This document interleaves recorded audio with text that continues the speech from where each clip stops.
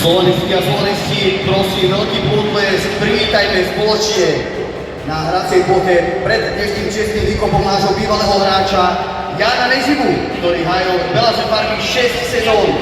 Je víťazom slovenského pohára z rokov 82 a 83. Československý pohár získal v roku 1982. Pán Nezima, opora za tých radov, si za Slovan zahral spoločne aj s našimi belácimi legendami Jankom Šverlíkom a Marianom Masným a patril výrazným osobnostiam vtedajšieho Slovana.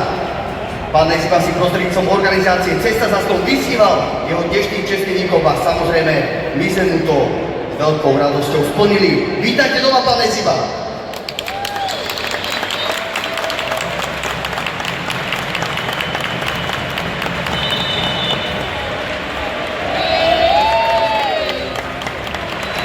Ešte raz veľký potlesk pre našho bývalého hráča Jana Nezimu.